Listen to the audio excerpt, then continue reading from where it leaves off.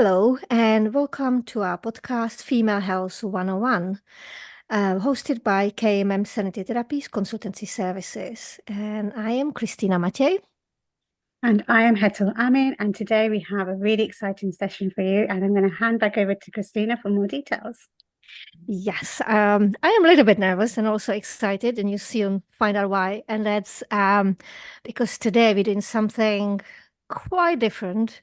We will show you what therapy looks like. Um, and I'll explain what I mean by that. I believe, and Hetal believes, of course, as well, that therapy is really, really important. We're both therapists, as you know, and it's a big part of our work. And we both also kind of surrounded by people who are therapists, who are in therapy. So we kind of live in this kind of bubble of, well, everyone knows what therapy is and everyone loves it and it's so good for everyone. But every time we kind of step out of that bubble, we figure like, oh, people don't necessarily know what therapy looks like or what it can bring to them, how it can benefit them, or what it actually feels like and looks like. So we decided to showcase that, and I am the guinea pig. So I've had years of therapy. I feel quite comfortable being therapied, and I don't feel like I have anything to hide. So I'm very happy to be the subject of therapy. But of course, friends can't be therapists for each other. It just doesn't work.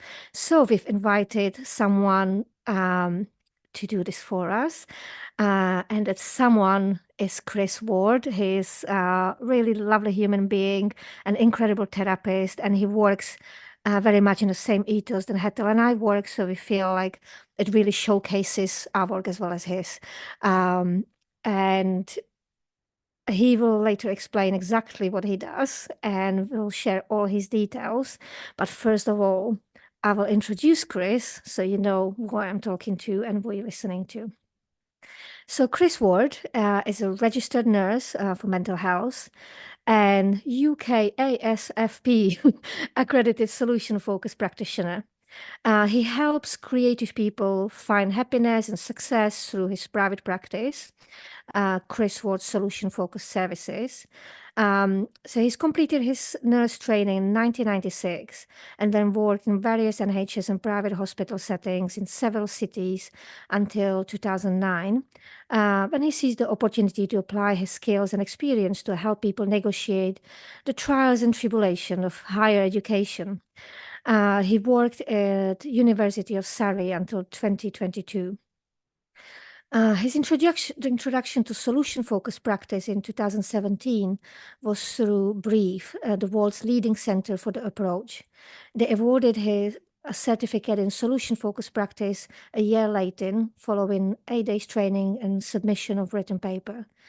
His enthusiasm for an ongoing journey forwards mastery of the approach has been fueled by his membership of the Solution Focused Universe, or SFU, a groundbreaking online learning community set up and run by his friend and mentor, Elliot Coney. He has obtained his accreditations through the United Kingdom Association for Solution and Focused Practice. And he's here with us today to showcase his amazing work. And as I said, I'm slightly nervous, but also very excited. So welcome, Chris. Thank you very much. Yeah, thanks for the introduction. It's very nice to be here. And I think if you're ready, we can just jump into it and do the session. So Hetal will disappear for a little bit and just observe, and then we'll have a chat about the session when we're finished. So just sit yourself back, get your cup of tea, imagine that you fly on a wall of a session, and I've just entered Chris's therapy room, sat myself down, and here we go. Right, so Kristina, what are your best hopes from our talking today? Chris, I've actually been feeling a little bit anxious the last week or so. And I can't completely pinpoint it. So I think I just like some guidance on that and figure it out what's going on and how to calm myself. Okay. So yeah, if we manage to do that successfully, then what would you hope to be experiencing instead of being anxious?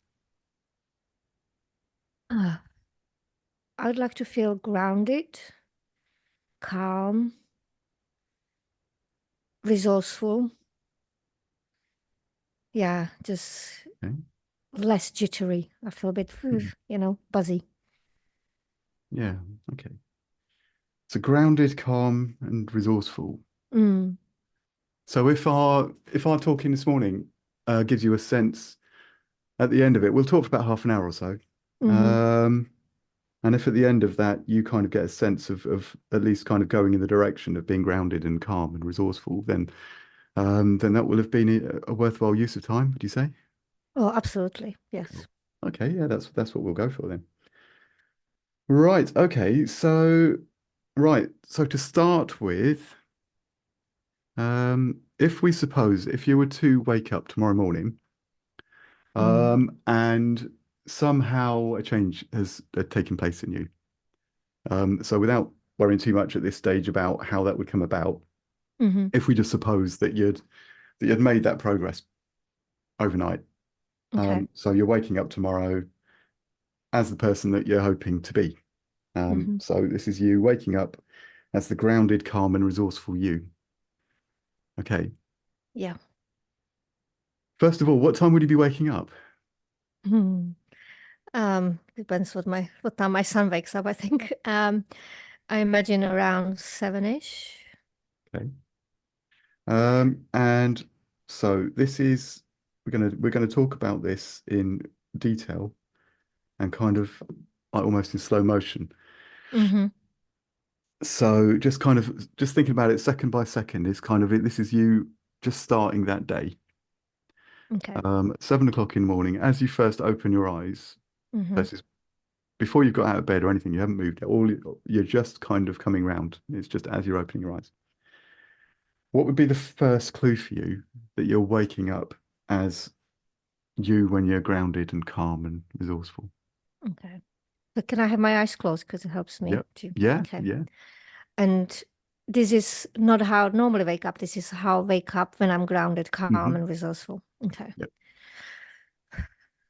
Okay. So I think before I even open my eyes, I'm just gonna like take a deep breath in and kind of like feel the bed. So I just feel like, okay, I am here. I'm in my bed. Hmm. Because I often dream a lot, so I feel like I need to come back to the space that I'm actually physically in, and kind of start becoming aware of the space around me. Um, Cuddle my son, give him a kiss on the head.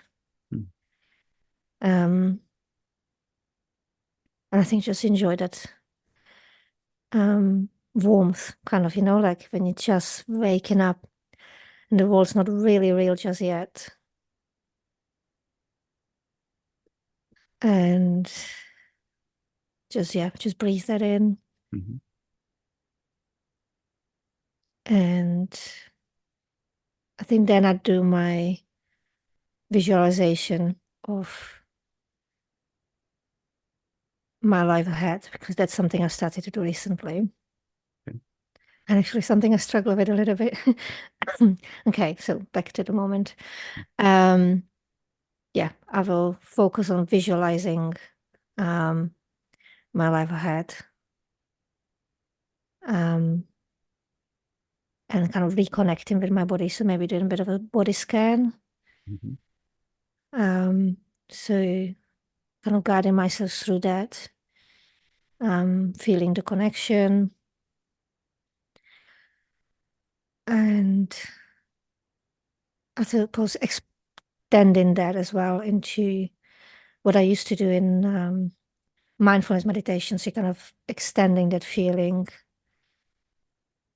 of um, connectedness to my body to feeling connected to the world around me. And yeah,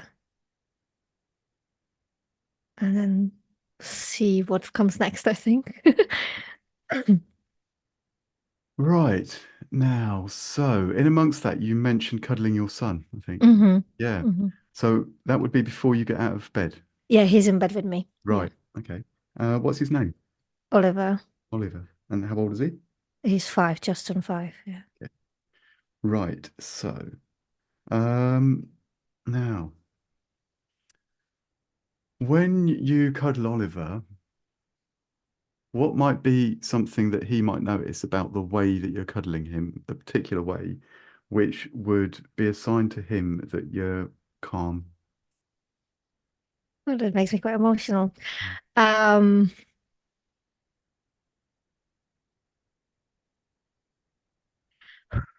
Bloody hell.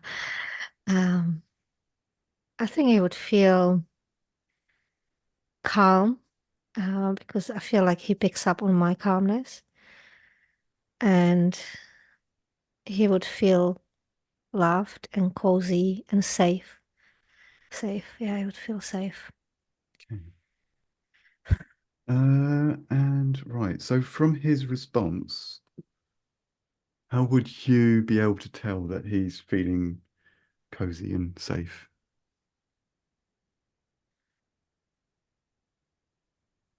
I think he would like feel it in his body. It's that kind of warm feeling when you just feel connected, and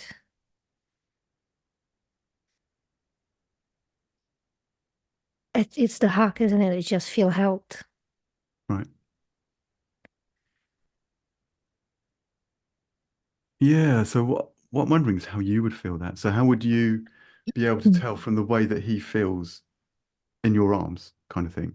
What is Oh, it that you'll be he feeling? kind of snuggles up to me. Hmm. So kind of like gets closer, puts his head on my chest. Okay. Um, Mm, he puts his arm around me. Sometimes he says, "Oh, I love you, mommy." mm, Um, Sometimes he just like snuggles his nose into my chest like he did when he was a baby. right. And it's almost like he wants to merge with me. Like it's Mm, just, yeah, gets as close as he can. right. Okay. So then how would you be responding to that? I embrace him really tight Mm, and snuggle him into me, into my chest. I kiss the top of his head and kind of smell his head. mm, right. And I also feel like I just want to merge with him, and it feels really warm Mm, and safe. okay. Right. So for that to be happening right at the start of the day, just as you're waking up, already what difference would that make for you to be experiencing that right at the start of your day? Oh, I can feel it already. Like in Hmm. this moment, I feel already so much calmer and more grounded. Um, and I think it's just be more positive start, because it's become a bad habit that, especially if I'm woken up by alarm, that the first thing I do is look at my phone, kind of check messages. So this would kind of disturb that. It would stop that from happening. So I feel like the morning would be more present, more grounded, calmer, um, just more in a moment kind of feeling. Give myself that space to actually wake up and get ready for the day mentally Hmm. as well as physically. Yeah. Okay. Okay then. So what impact would that have on the way that you do whatever you do next?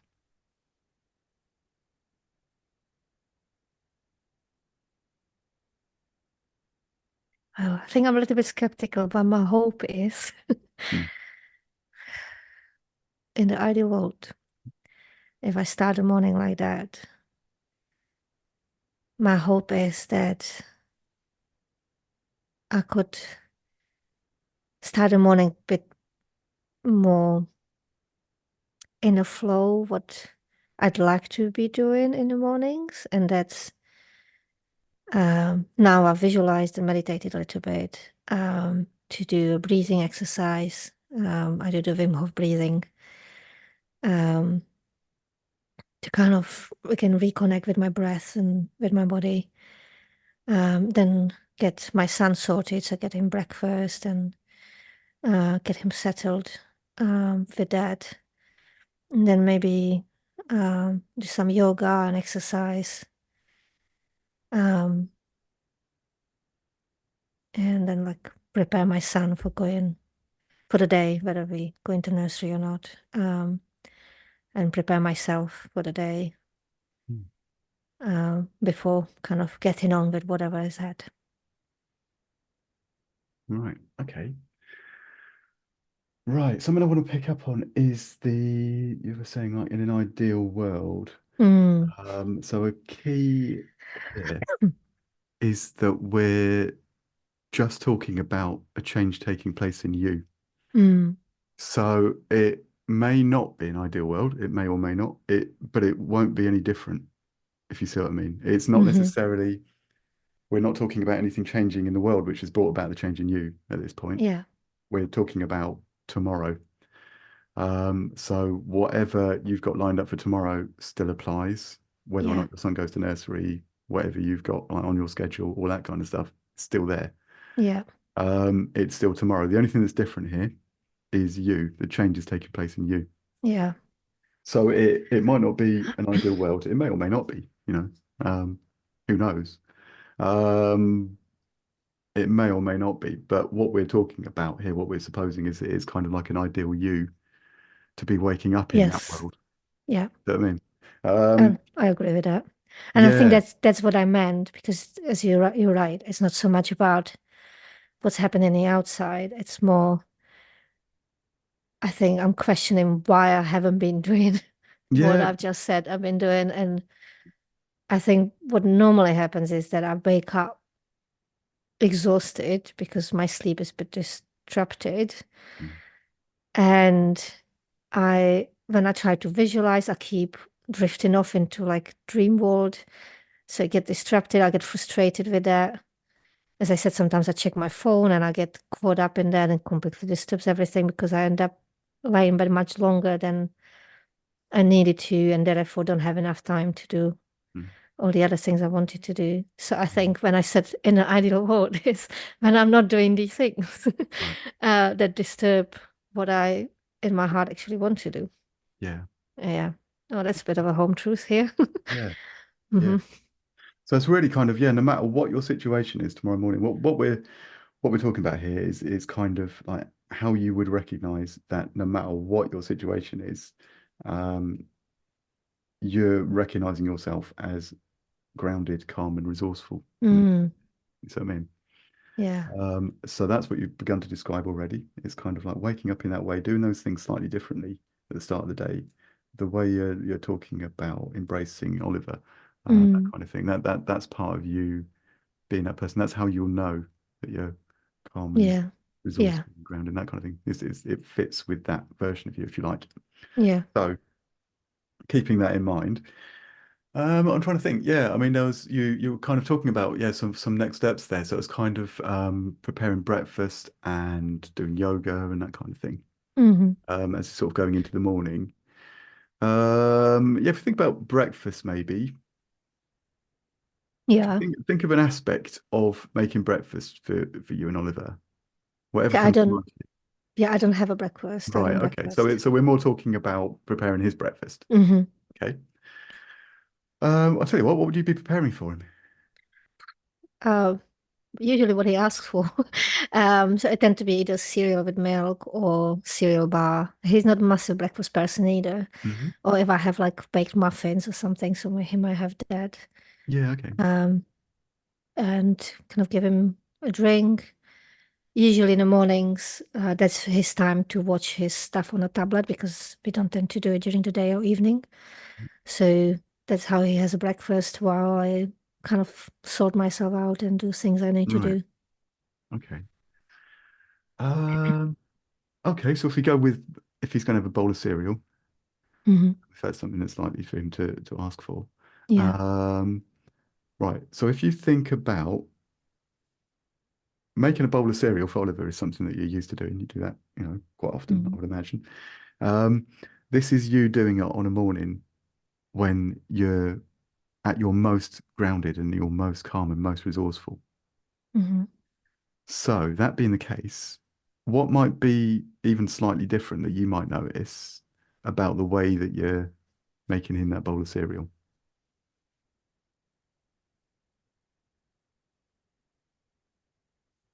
It's not so much the bowl of cereal, it's more all the other stuff I tend to do while I'm preparing bowl of cereal, which if I was grounded and calm, I probably wouldn't do. So usually as I'm doing all this prep, I am already either listening to messages or listening to podcasts or watching something to catch up with.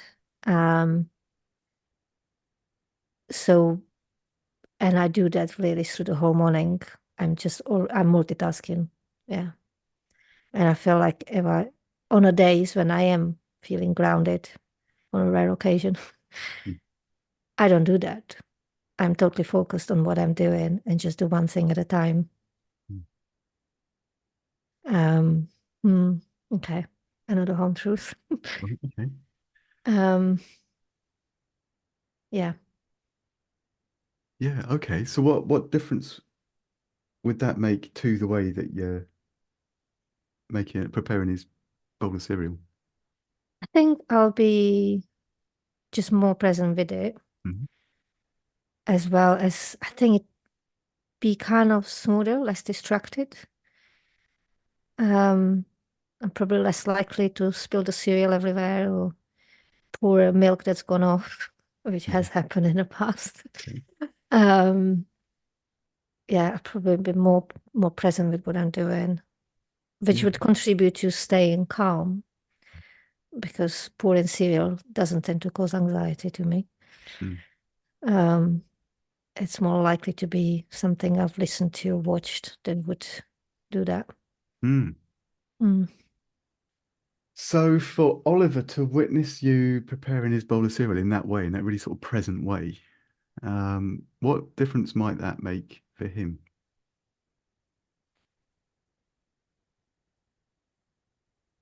I'm not sure. I'm not sure if consciously he would even pay attention. Bodily, he's definitely sensitive to my moods and to my energy. That's for sure. Um, that's been my experience. If I am like in an anxious energy, he tends to be too. So I imagine it would set his day in much calmer, more cooperative way. Mm. um, if if I was in kind of acting with calmness. Right. Okay. So if we suppose Mm. that he picks up on that energy, Mm. um, and so he's noticing that you're doing this slightly differently in a good way, Mm. um, then what might you be able to notice in his response that would show you that he's noticed that difference and he's pleased to Mm. see that difference? I think he'll be definitely calm in nature because he can be a bit jittery like me. And as I said, I think he'd be more cooperative, less oppositional when asked to do things like brushing his teeth, for example, or taking his inhaler and stuff. I think if when he's calmer, he's much more to just go with it Okay. than fight me on it. Right. Okay.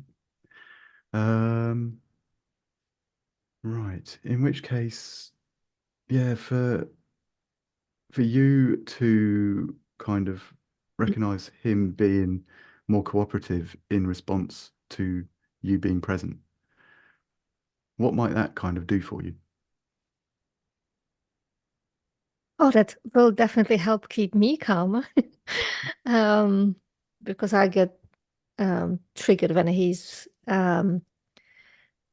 opposing me. And especially if like, oh, we have to go to nursery, we have to like leave soon, and it like delays things like this morning.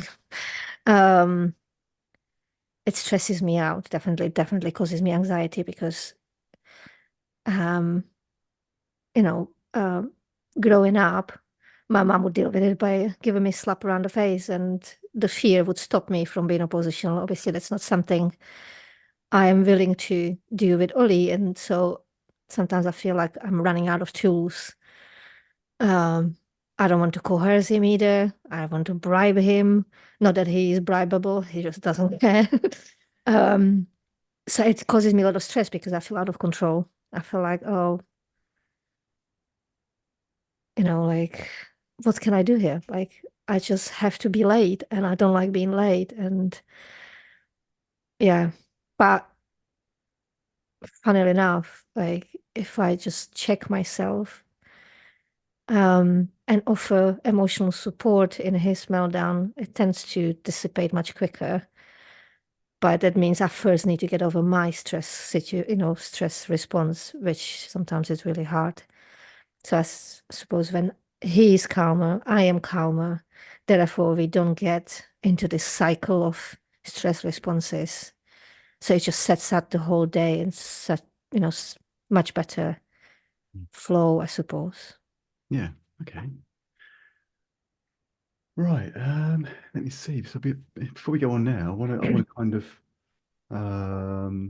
take a moment to kind of acknowledge what you're talking about in terms of like your one of the words you were using was resourceful, actually. Mm, So I mean this is you describing your resourcefulness. This mm, so what's it kind of saying about what resources you've got that you are, well, certainly in what you're describing doing, all right, if this is what you were doing, then what would that be evidence of you possessing in terms of kind of personal resources to be doing?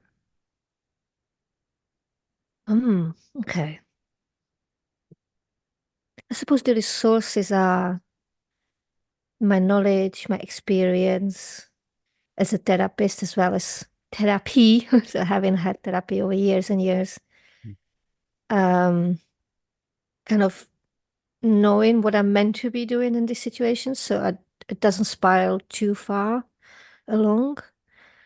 Um, Knowing what I need to do for my son to help him to emotionally regulate, and then being able to do that, even though I might still feel dysregulated myself, and kind of almost like regulate us both at the same time, which is not easy. So I find that extremely difficult, but also like actually it's literally in this moment I'm realizing, but that's the resource. That's actually the ability to do that, even though I am dysregulated. Mm. That's the resourcefulness. Like, that's a bit of a revelation. That's a pleasant home truth. Cool. Um, because actually what I tend to feel is guilt and shame, Mm. because like, oh, I shouldn't be treating him like this. That's not how I want to mother him. In the moments when I lose it a bit, and the shame around, well, I am the one who gives advice to people about how to deal with these situations. I'm not able to do that myself. But actually, you're right. Like I am using the resources within my humanity. Like I'm still human. Like I suppose I can't expect myself to be a robot and never feel emotions and never feel overwhelmed. That'd be unreasonable. Um, I definitely don't expect it of my clients, um, or my friends, or my son. So why should I expect it of myself? But really, secretly, I do. Like I expect myself to never lose it and to be constantly calm and collected and always know what to do. Um, Interesting. Okay. Mhm.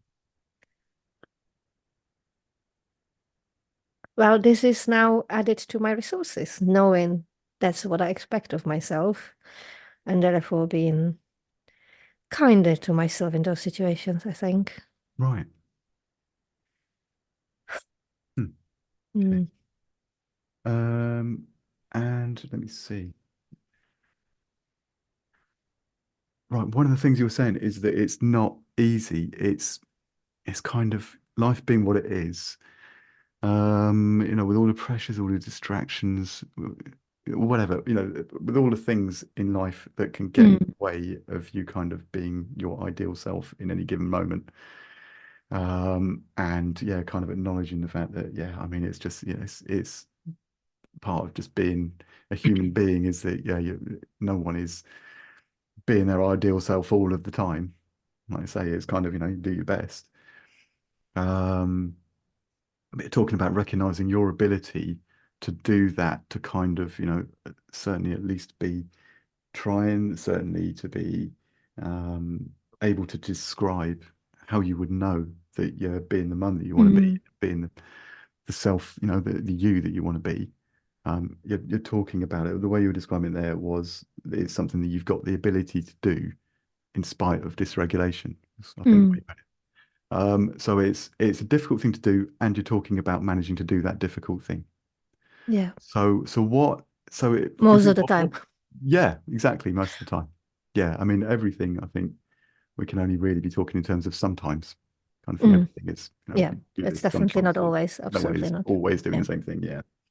So yeah, what? I don't know. In your words, what's it kind of saying about you that you have this ability to at least sometimes to do it in spite of everything? Hmm. You're asking me to be positive about myself out loud. Um, uh, Especially when it comes to parenting, actually, it's something I do find challenging. Um, what it says about me.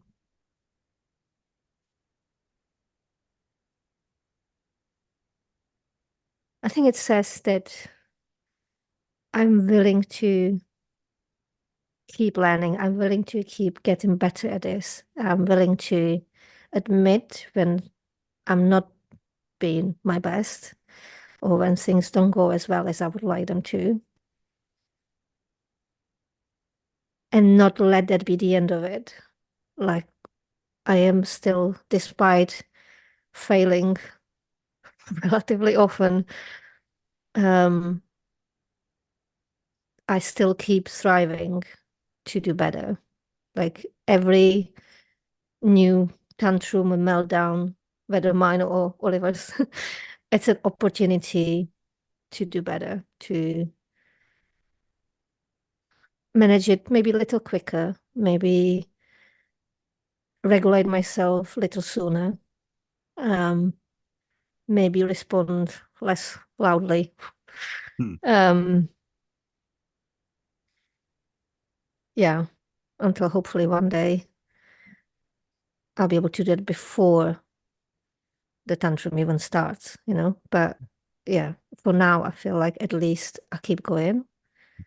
I'm not giving up. I'm not just like, oh, so I'm shit at this and that's it. Like, I'm not gonna even try get better. I think I'll just, I keep reading the books. I keep having the therapy. I'll keep doing my work. Hmm. So I think that's what it says about me. Right. Okay, so what difference does it make for you to recognize yourself as someone who isn't giving up? There's relief, I think. Because there are definitely moments when I feel a bit stuck and feel like, oh, this, how why I keep doing it. Like, maybe this will never change. Maybe I can't change. But then knowing that actually well, no, I won't give up, even thinking that I still won't give up. And knowing, seeing the work that I see in my clients and my friends, and they constant changing, that means I have the same ability. That means there is hope. So yeah, I'll just keep going. And therefore I feel relief because that means I'm not stuck. Okay. Right. And so, right, I'll tell you what, so if you imagine if you were meeting a client for the first time and they were telling you about themselves and they'd just described themselves in the way that you've just described yourself, Mm-hmm. you know, then yeah, I mean, what would you be thinking about? What sort of person you're talking with?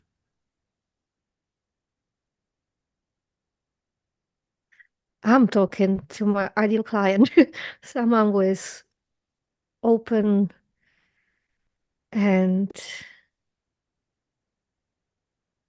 yeah, willing to do the work and striving to have a better life for themselves. It's not necessarily even about anyone around them. Mm. And I think when we have better life for ourselves, it positively affects everyone around us. But the fact that they're able to see themselves clearly, so they have the awareness of where things are, also where things can get better and when they just can't, and that's okay too. Mm. And aware of their tools, but willing to learn some new skills, new tools to manage it if necessary. Um, then I know they're gonna be all right. Like Mm. it almost feels like they're not gonna really need me all that much, They'll every so often to check in, but like, you've got this. Right. You've got this because you've got the right mindset to just keep going and Right. ask for help when you need it Mm. and keep going when you're on the right track. Mm. Okay. Right. Let me see. Right. So Mm. now this is the challenge because I want to keep this brief. So and the session itself brief.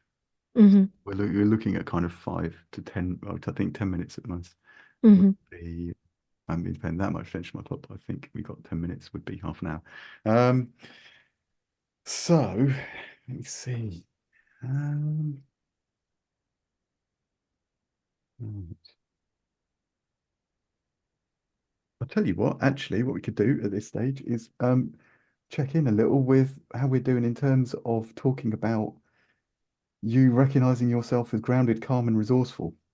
I mean, that bit we've concentrated on, let's say a bit on resourcefulness. I mean, yeah, do you feel like that's we're going in that direction where we're this is what we're doing, like, Absolutely. kind of you're Actually, recognizing yourself. just this conversation Good. um, made me realize that I am resourceful. So I do feel resourceful in this moment Right. because it brought it to my awareness, Mm. the resources I have access to. Mm. And I suppose when I'm calm and grounded, it's easier to access these resources. Mm-hmm. But what it made me realize is I always have access to the resources. It might feel a bit harder on occasion, but I always have access to it. And I do access it even when it's hard. So that almost now, that request kind of almost became irrelevant because like I don't need to add it to it because I already have that. Mm. I don't know if I'm making sense. I'm making sense to me, so I suppose that's the important part. Absolutely. um, with the calmness and groundness, I think that's something to strive for because it makes it easier to be resourceful. Mm. But I feel like the resourcefulness is there, and it's something I keep adding to anyway because I'm just infinitely curious person. Like I never stop learning. I love learning new things. I'll learn from books, from people, from courses, and I'm doing at the moment 2 courses at the same time, reading 2 books. You know what I mean? Like it's the influx of resources is continuous. So actually, after this chat, like I don't feel like that's actually a concern anymore. Good. Okay. Right. Now, so the description, we only talked a bit about kind of how it would look, you sort of waking up, you like, you know, the grounded, calm, resourceful, Mm, you know. With more time, we could have had more detail with that. However, hmm it's still, yeah, I mean, you still did get into some sort of significant detail. So, you know, where you're describing, yeah, you know, waking up, yeah, like embracing Oliver in that way, what you're kind of feeling, how you'd be preparing his breakfast, even, you know, all that kind of stuff, and like, you know, what was going on between you and the impact it was having on his behavior, which is the impact it has on kind of what you're doing and so on. So we talked, we touched on that. So mm, that's a description of what you're hoping to reach. yeah. So if we were to think in terms of a scale of like 0 to 10, hmm we would say that was a 10 because that's kind of the ideal, I guess. hmm So if that was a 10, whereabouts on that scale of 0 to 10 would you say you are generally at the moment? Like in this particular moment or like this morning? This morning then. Yeah, generally. Okay. This morning, actually, this morning was probably about 6. Okay. So So what's go on? yeah, I did kind of like try to visualize, but struggle with it. Mm, Um, but was actually relatively calm. But then Oli kind of wanted the cuddles a bit longer, and so it kind of, and then I was starting to worry about time. So I started getting a little bit anxious. So we got out of bed and got him sorted while I was doing it. I was catching up on some TV from last night. I can't resist the traitors. So I was watching that while prepping everything and everyone. yeah. And I feel like that actually contributed to then Ollie having a meltdown just as we were to leave, delaying the whole process by 15 minutes and therefore making me late for our call. And I was just so stressed Mhm. Okay. because I hate being late. And yeah, it was hard. And it was one of those moments I described, and I was really dysregulated. He was dysregulated, but I managed to step into, okay, I just need to calm him and gave him a cuddle, and we both managed to regulate and calm down. Mhm. Um, but that took like a good 5 minutes, you know. So yeah, it was as I was doing it, I still had at the back of my mind, oh, we need to go, calm down, please. We need to go, you know, like say, yeah, it was a prime example of how we can start kind of all right and then spiral out of control. Mm. And I wonder if I didn't watch anything and really just focus on what we're doing, if I was able to perhaps if regulate myself better so he wouldn't spiral so much when he got dysregulated. Obviously, you know, I I would will never know, suppose, but yeah, that's my sorry. If that's what you managed to do, then I guess you would have given me a higher number than a 6.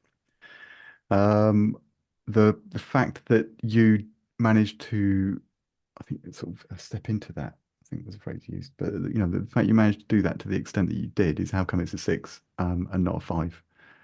mm, So what did it take for you to kind of like, you know, recover the situation, to kind of to do what you did to enough of an extent to stop it from kind of getting any worse, from it ending up being like a 5 or a 4 or something. Because even if it wasn't ideal, it was kind of, it could have been worse. And yeah, you've already started talking about some of the things you did which stopped it from being worse. So what did yeah. it take for you to do those things? So I think the morning, like it was as I woke up, my first thought in my head was like, oh, I need to visualize because that's what I decided to do the night before. It's like, I set myself like, I want to do this every morning now, because I know from experience, because I've done it in the past, it's gonna set my day better. Like, I'm just gonna have a better day if I do this every morning. So I started on it, but then because I struggled with it, it kind of threw me a bit. But I did it, so there was a positive.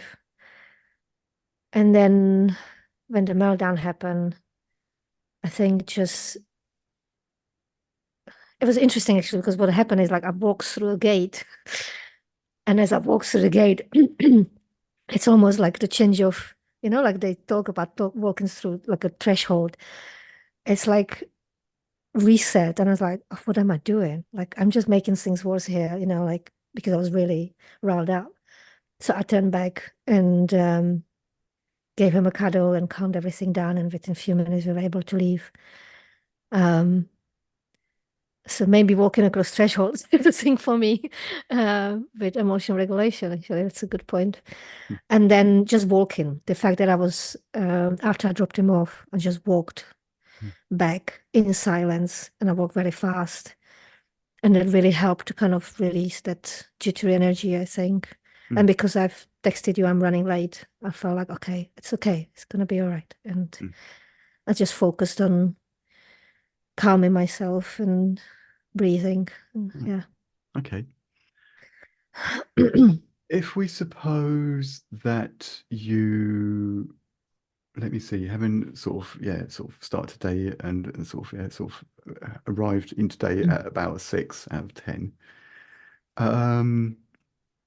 If we suppose that you continue from this point to go in the direction that you're hoping to, only we're just talking about like a little bit to start with, then what would be the sort of thing that you would be pleased to notice yourself doing, which would for you be a sign that you've maybe just gone from like a 6 to a 7, or even just a 6.5, just like a little step. It's kind of how you'll know you've just made that little bit of progress, that you're a little step closer to, sort of the ideal, Okay. calm, resourceful you. I think the obvious one will be the emotional regulation would be easier, whether mine or my son's. Other signs probably would be just a feel in my body that I feel grounded and calm. And when we go to the higher numbers, that probably would be, I am able to visualize in the morning because my mind is focused instead of all over the place. I'll be able to get us through the morning routine calmly in a focused, present way. Do the things that I want to do in the mornings, like the exercise, like the meditation, the breathing, all that. That would be a good sign that I am very much in a 9/10s. Okay. So yeah, so lastly, I guess, what's something that you've heard yourself say during our conversation this morning, which might be a useful thing, you think, to have heard yourself say in order for you to be continuing in that direction? I think it was two things. Right. It was the resourcefulness, that I am resourceful and that's it. I have always access to it, no matter how hard it might feel. And the other one probably would be, I am still human, even though I'm a therapist. I am human, and therefore I will still experience human things like overwhelming anxiety and feeling guilty and ashamed, and they are all emotions that still will be part of my repertoire. And I know that, but it's kind of reminding myself of that, I think. Okay. In that case, yeah, that's it. I think that's the conclusion of the session. Thank you very much. Thank you. Great. Hetal. I'm back. Firstly, I just wanted to thank you both for allowing me to observe. Because as a therapist, you never really get to see a session in play.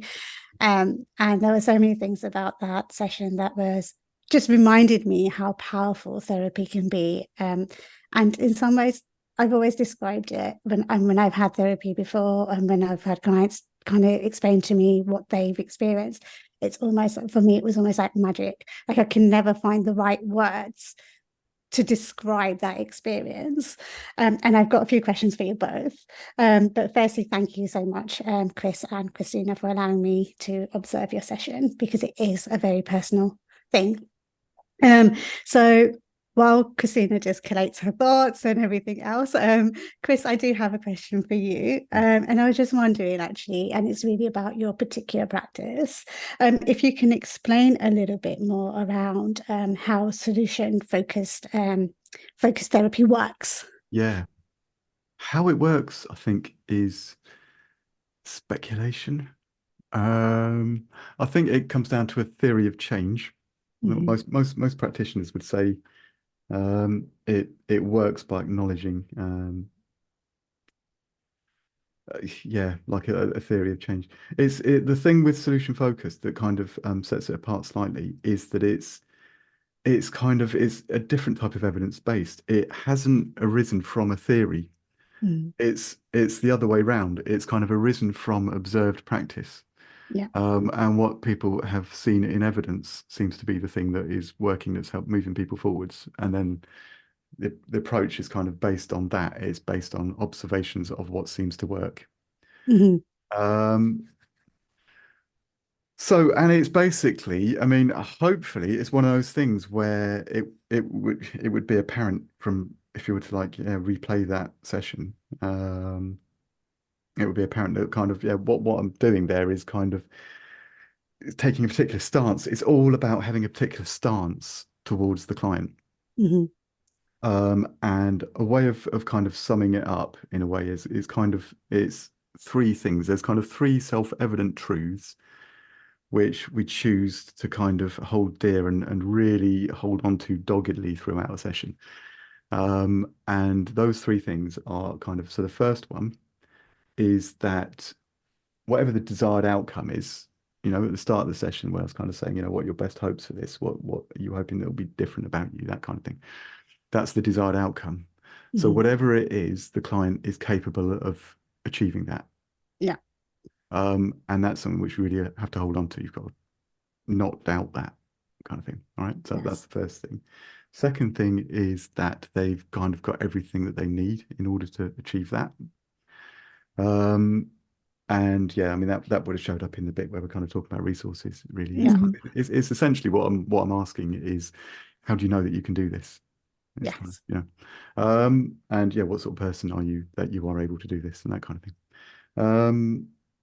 And then so the third thing is that change is something that's happening all the time.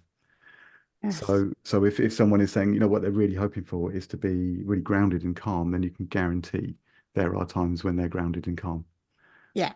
And I did actually pick up a bit, and in that I went on a slight detour and sort of picked up on the sometimes thing. I kind of stressed that we're talking about sometimes.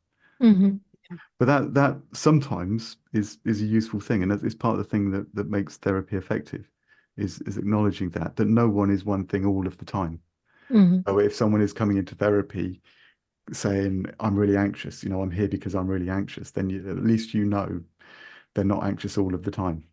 Yes. And if you're saying, what would you rather be instead of anxious? If the answer is calm, then they're being calm sometimes. They're capable of it. All you need to do is kind of encourage them to be describing themselves so that they can identify as that person. And then in terms of how it works, I think this is there's all sorts of theories as to how it might be working. My best guess towards it is that there's just something about believing in yourself as a particular person. So it's kind of, if you're identifying as someone who's calm, if you've heard yourself describe yourself as a calm, grounded, resourceful person, it's easier for you to believe in yourself being that person. And if you're believing that you can be someone, then you're more likely to be that person, kind of thing. So it just it's the self-fulfilling prophecy thing, I think. Yes. It kind of works along those lines, where it's kind of, it's people kind of go in the direction that they describe during session. And that's it, really. Brilliant. I mean, that was absolutely fascinating and amazing for me to watch and so inspiring. Just, the way you led this session and the way Kristina responded to it and how she was able to really go with the flow of the conversation to recognizing herself. And it sounds very similar to the work and the therapy that Kristina and I practice, which is NLP. So there's a lot of alignment in how this works. So I'm wondering now, Kristina, how that felt like for you. Obviously, I try and go into it with kind of like open mind, just see what happens and not involve my analytic mind, because that's often a problem for me in therapy. And I feel like I've succeeded. Like I really took a deep breath before it and just went with it. And I felt really safe in Chris's hands. He's very calm presence, really regulated me. So that was really helpful. I felt listened to and understood, which is always helpful. But I also felt like there was plenty of space for me to just figure it out for myself as well. Like nothing was being forced onto me. And yeah, I've definitely learned some things, there have been some home truths there for sure. So I love being in therapy. Like I love kind of learning more about myself, and this has been definitely one of the better sessions I've had. So my head off to you, Chris. It's not easy to therapy me, I promise you. Like there's plenty of therapists who were pulling their hair out. So yeah, this is definitely it's a definitely therapy I enjoy, like receiving. And as I said, I feel safe, I feel heard, I felt like it has worked in that I've got the outcome I wanted. So not only I feel actually calmer and more grounded and definitely resourceful as a result, I feel now like I now know what the next steps are. Like I have clarity on what I need to do to actually make that happen in kind of everyday life. It's not like I didn't know that before. It's just the clarity of it and kind of the zooming on onto it. So it's not just some kind of idea floating in my head. It's now absolutely concrete plan of action. This is what I need to do. No more excuses. Like no more ifs and buts. It is like, no, this is clearly what I need to do. So if I want to be calm in the morning, I have to stop watching telly in the morning. It's, I have to really be strict with myself with the morning routine kind of thing, like, because if I don't do that, then the consequence is going to be, I'm going to feel anxious and dysregulated. So, which is that I want. So it's kind of brought to my attention, like personal responsibility here. This is, as Chris pointed out, it's not about the ideal world. It's what's, the ideal me we're talking about. Like, because really, and he was totally right, like what happens in the world really doesn't influence that aspect of my life. There might be other things coming in that might be causing me anxiety, and sometimes that's, appropriate, and that's fine. And if I have that, I feel that if I have that morning grounding, then I can handle that better. And obviously when things are too much, I can always ask for help. I can always have another therapy session or talk to a friend at a time, whatever, but like, it just, that's what I was talking about, uncomfortable home truths, because like what I heard myself saying was like, Kristina, just pull the finger out of your ass and just start doing the things you're supposed to be doing to have a better life. End of. And be kind to yourself when you don't manage. Thank you. Exactly. And I did recognize the level of compassion that you showed yourself in that session, which is incredible. I'm getting there. It's not easy one, but I'm getting there. Definitely. It's becoming much easier than it used to be, for sure. Great. Yeah. And I think just, I guess for our listeners and for everyone else, that your honest reflections are so, they're so powerful as well, because, you are brutally honest with yourself about, the things that you want to do and how to get there, and actually what actions you need to take yourself. So for me, like, I've been your friend for so many years, and, we work together and everything else. And to be able to see you in this element, and this kind of process of change is pretty incredible. So Thank you. I must say, this is thanks to years of therapy. When I started, I was the master of resistance, the master of denial. Like, it took literally pneumatic drill to get through to me.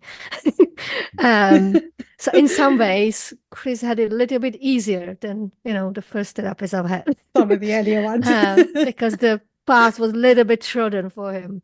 But I do feel actually this approach would work then as well, because it's so kind of working in the present, like with what you've got, what you need to work with right now.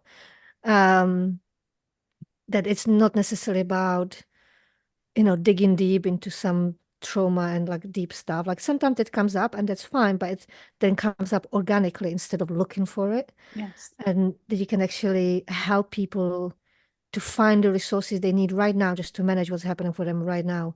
And I think that's so powerful. I really love what you do, Chris. Yeah, fantastic. And you're so good at it as well. Like, really, I'm not just saying that because you're on our podcast. Like, as you can tell, I'm quite honest person, no filter. If I didn't like the session, you would have known. Like if it wasn't working, I wouldn't be giving you anything. Like it was genuine. Like it really, really enjoyed it.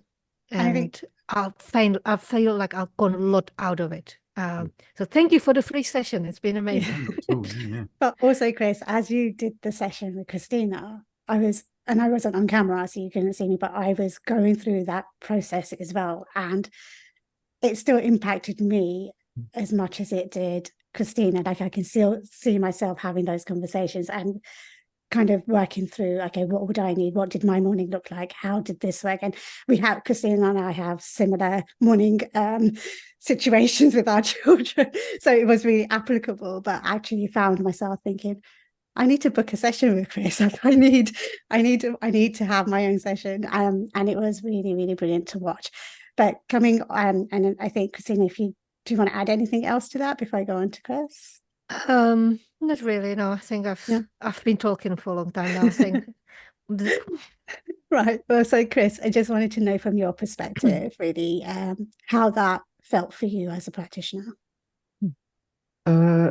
Yeah, well, I mean, same as usual. It's a session. It was kind of once you kind of get going, I just do my thing. That was a fairly typical session, I think. It did have a slight. I mean, the fact I know it's being recorded for a podcast makes a difference. Yeah, it's a little bit. Yeah, a little bit. So I went into it more nervous than I would normally, to be honest, because it's putting me in the spotlight as well. But then, yeah, I mean, kind of having let go of that and just thought, well, I'm just going to do a session.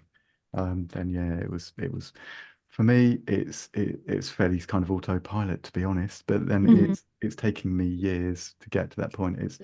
Solution focused it's a funny thing. It's very simple. The process is very simple. It's basically asking questions, like say from that stance, and that's it. And in terms of kind of like, the techniques, there's only really establishing the desired outcome and then inviting a description of that showing up. That's it. So it's a very simple approach, but that doesn't mean it's easy. It's very difficult to do. Yes. And so I used to stumble and get stuck a lot, and it's taken me years, lots of practice, lots and lots of supervision and training. To kind of get to the point where I can be pretty confident I can just kind of do this. So it was nice. The thing is, it's something I always enjoy doing. And it's something for me as well, where it's kind of what I find is there's something about working this way. Maybe it's something about having reached a level of mastery. I don't know. If I if I can say that about myself. But it's one of those things where kind of no matter what's going on, what sort of day I'm having, what's going on in my life, that kind of thing. Once I get into a solution focused session, then I'm fine. It's like it's my comfort zone. I know what I'm Yes. doing. So it was, yeah, it was like that for me. There's some things I want to pick up on actually in Kristina's feedback, which were really good to hear. One thing, which is something that I was really hoping, this is why I was like really keen on doing this podcast, was that she said that she enjoyed it. Yeah. And what I was really hoping to demonstrate, because it's something, this is the feedback I get all the time from my clients, is that yeah, generally it is enjoyable. It's a pleasant thing to do, and there's a myth out there really. There's a bit of an urban myth that therapy is like a difficult, traumatic thing in Yes. itself to go through, and you've got to kind of talk about things you've never spoken about, and you're going to get really upset, and it's just part of the process, and it's kind of no pain, no gain, and all that kind of thing, and it's just not true. Yeah. Really, I mean, it may be with some very old-fashioned ways of doing therapy, it might be true. With some people, I don't think. I think nowadays, generally, really whatever approach people are using, that probably doesn't hold true so much. And it certainly doesn't with this approach at all. And it's much more common for people to talk about enjoying it. So I was Yes. really hoping that that was something that was going to be demonstrated, and yeah, and it was that this can be an enjoyable process. And I did get emotional. Yeah, Yeah. I did shed some tears as well, yeah, but and it's that not doesn't take necessarily away easy from as well. that doesn't take away from the enjoyment, actually, almost Mm, like deepens it. Like Yeah. it's yeah, because you can, I could mm, finally be like just feel the emotions, and not be kind of mm, cut off from my body. So no, mm, I totally love the session. yeah. Definitely. Thank you. And then the other thing that it strikes me, and again, this is something that I was here all the time, which I just find really fascinating. Mm. It's just a feature of kind of doing this sort of work. It's a really common thing. There's something that people say is that clarity of knowing Hmm. what I'm going to do next, which Yes. is a really interesting thing because it's one of the things in a way that makes solution focus difficult is holding yourself back from suggesting anything. So it's I can it's imagine. it's Yeah. the opposite of a directive approach. You're not telling anyone to do anything at all. Yeah. All you're doing is asking them about themselves. Yeah. And yet, all the time, yeah, people, even though you haven't suggested anyone try anything or you haven't got any ideas about that, if you have, you put them to one side. You just carry on asking questions. People, yeah, quite often say, I know what I'm going to do. Yes. It's kind of, yeah, I know exactly what I'm going to do next and that kind of thing. It's really interesting. It's a really fascinating thing to see. I mean, Hmm. that's testament to, like I say, people Yes. already have what they need to achieve what they want to. It's testament to that. Yeah. So yeah, it's nice. Fantastic. Brilliant. All Absolutely right. brilliant. I think we kind of coming to end of this, I think. It's been a long session. Um, but yeah, Chris, you definitely haven't heard the last of me. Oh, I mean, I'm not someone who needs therapy like every week, but I definitely need it every so often. So now I know who to call. Yeah. Because yeah, I like to switch things around, and I really benefited from this so much that I'd like to repeat the experience in the future. Um, and yeah, it's been really lovely having you here and being able to showcase, hopefully, to people what therapy can look like. Obviously, everyone is different. Everyone's going to have slightly different experience, but that it can be really calm, almost joyful experience that, you know, even in one session, you already can get some results. Some things just will take a little longer, and that's okay too. And again, there is no fast rule on this. No one knows how long it's going to take. But I feel like, especially an approach like this, I feel like you will always get something out of each session, that you will always walk away with a little bit of, oh, I can do this bit differently, or I feel a bit better. And I think it's such an important thing. And I also believe that therapy offers something that no friend ever can, and that's that emotional impartiality, that unconditional regard, the lack of opinion and judgment. And although it can be very helpful to speak to, loved ones and family, friends, when you're in crisis and you just need to talk to someone, great. But I think therapy just brings something else. Like it's just that this, the way we can hold space, because we're not involved in that. We don't have that emotional attachment to the person, yet we have really positive regard of the person and we want the best for them. I do believe that everyone should have therapy. It should be like just a matter of fact thing that we just get, like we get breakfast or we go to gym or whatever. Like it's just something that should be available much more easily than it is at the moment. But I think these kind of conversations, these kind of examples will definitely help to bring it further to kind of public conscious, because it is easy to think that everyone's already into it because we're surrounded by it in our life. But actually, as I said at the beginning, I don't think that's the case yet. There's still a lot of people who are scared of it, who don't believe in it, who don't think it's for them, that have kind of like misconceptions about therapy. So hopefully this is the first or one of many steps to dispel that and make it more approachable or accessible for people. So thank you very much. Yeah, you're welcome. Anything you'd like to add before we wrap up? Oh, I need to plug my service, don't I? Yes, please. Yeah, so I mean, yeah, anyone who's listening to this, if they wanted to book me, if they wanted to find out more before deciding whether to book me, then yeah, probably the easiest thing to do is just go on your website browser and just type in, it's just chrisward.life. That's my website. It doesn't even have to be that complicated. We will put links under this podcast. You can just go and click on it, go straight there. And we also will be sharing Chris's Instagram and as well as website and any offerings on our social media when we releasing this podcast too. Yeah, get in touch. He's amazing. I can vouch for that. Thank you so much, both. And thank you very much, listeners, for being with us today. I hope you've enjoyed as much as we did. And don't forget to rate our podcast because it helps with the algorithms. Of course, share it so we can reach as many people as possible because you never know who might find this helpful. And of course, most importantly, listen. And we'll see you next week. Bye-bye.